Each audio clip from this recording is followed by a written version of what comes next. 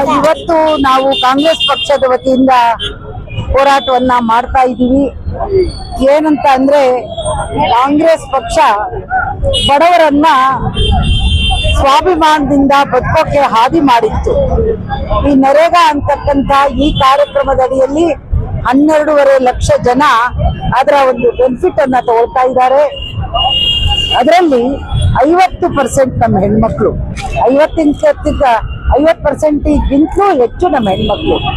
ಆದ್ರೆ ಈ ಕೇಂದ್ರ ಸರ್ಕಾರ ಜನಗಳನ್ನ ದಾಸತ್ವಕ್ಕೆ ಯಾಕೆ ತಳ್ತಾ ಇದೆ ನಮ್ಗೆ ಗೊತ್ತಾಗ್ತಾ ಇಲ್ಲ.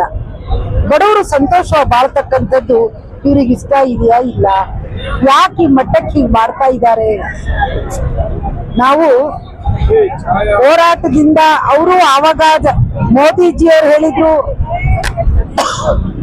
ಲಕ್ಷಗಟ್ಟಲೆ ಜನಕ್ಕೆ ನಾನು ನೌಕರಿ ಕೊಡ್ತೀನಿ ಅಂದ್ರು, ಕೋಟಿಗಟ್ಟಲೆ ಕೊಡ್ತೀನಿ ಅಂದ್ರು. ಆವಾಗ ಹೇಳಿದ್ರು ऐसा क्यों करते हो, बड़ा तल के बचो ना, ಮತ್ತೆ ಚಾಯ್ ಬೇಚಾವು ಅಂದ್ರು. ಇವತ್ತು ನಮ್ಮ ಮಕ್ಕಳು ಅವ್ರವ್ರ ಹೊಲದಲ್ಲಿ ಅವ್ರೊಂದು ಗುಂಡಿ ತಕ್ಕೊಂಡ್ರು ಅವ್ರಿಗೊಂದು ಕೂಲಿ ಸಿಗೋದು, ಅವ್ರವ್ರದ್ದು ಹೊಲದ ಬದವನ್ನು ಸರಿ ಮಾಡ್ಕೊಂಡ್ರು ಅವ್ರಿಗೆ ಕೂಲಿ ಸಿಗೋದು. ಇವತ್ತು ಪುನಃ ದಾಸತ್ವ ತಳ್ತಾ ಇದ್ದಾರೆ. ಜಿ ರಾಮ್ಜಿ ಯಾಕೆ ಬೇಕು, ಈ ಹೆಸರು ಯಾಕೆ ಬೇಕಿತ್ತು?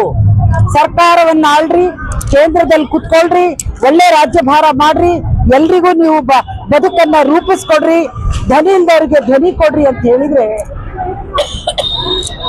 ಇವರು ರಾಮನಾಮವನ್ನ ಮಂತ್ರವನ್ನ ಮಾಡಿಕೊಂಡು ಸಂವಿಧಾನವನ್ನ ತೋರಿಕೆಯಾಗಿಟ್ಕೊಂಡು ಕೇವಲ ತಮಗೋಸ್ಕರ ನಾಟಕೀಯ ಪ್ರವೃತ್ತಿಯಲ್ಲಿ ನೀವು ರಾಜ್ಯಭಾರವನ್ನ ಮಾಡಿದ್ರೆ, ಮೋದಿಜಿ ನಾನು ನಿಮ್ಮಂಥವ್ರಿಗೆ ಕೇಳೋಕೆ ಇಷ್ಟಪಡ್ತೀನಿ.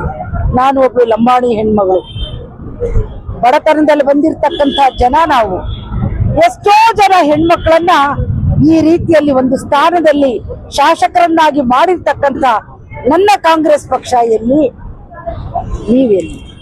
ಯಾಕೆ ಹೇಳ್ತೀನಿ ಅಂದ್ರೆ, ಕೂಲಿ ಮಾಡಿ ಊಟ ಮಾಡೋ ಹೆಣ್ಮಕ್ಳ ಬಗ್ಗೆನೂ ಕೂಡ ಇಷ್ಟು ನಿಮಗೆ ತಿರಸ್ಕಾರ ಅಂದ್ರೆ ಏನ್ ಮಾಡೋಣ?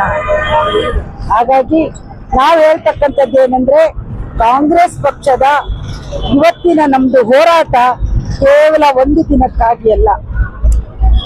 ಈ ಹೆಸರನ್ನ ನೀವು ಬದಲಾವಣೆ ಮಾಡಬೇಕು. ನರೇಗಾ ಅಂತಕ್ಕಂಥದ್ದು ನಮ್ಮ ಮಹಿಳೆಯರ ಮಕ್ಕಳ ಮನಸ್ಸಲ್ಲಿ ಕೂತಿದೆ. ಆ ಹೆಸರು ವಾಪಸ್ ಬರೋವರೆಗೂ ನಾವು ಈ ಹೋರಾಟವನ್ನ ಸತತವಾಗಿ ಮಾಡ್ತೀವಿ ಅಂತ ಹೇಳಿ ಕಡೆದಾಗಿ ಕೇಂದ್ರ ಸರ್ಕಾರಕ್ಕೆ ಕೇಂದ್ರ ಸರ್ಕಾರಕ್ಕೆ ನಮ್ಮ ಪ್ರಾರ್ಥನೆ ಏನಂದ್ರೆ, ಯಾವತ್ತು ಪ್ರಭು ನೀವು ರಾಜಕಾರಣದಲ್ಲಿ ಒಂದು ಸ್ಥಾನಕ್ಕೆ ಬಂದ ಮೇಲೆ ಪ್ರಧಾನಮಂತ್ರಿ ಒಬ್ಬ ತಂದೆ ಇದ್ದ ಹಾಗೆ. ಎಲ್ಲವೂ ನನ್ನ ಕುಟುಂಬ ಅಂತ ಕಾಯ್ಬೇಕು, ನೀವು ನನ್ನ ಕುಟುಂಬ ಅಂತ ಕಾಯಿರಿ, ಇಲ್ಲ ಅಂದ್ರೆ ಜನರ ಶಾಪಕ್ಕೆ ನೀವು ಒಳಗಾಗ್ತೀರಿ ಅನ್ನೋ ಮಾತನ್ನು ಹೇಳಿ ಇಷ್ಟ.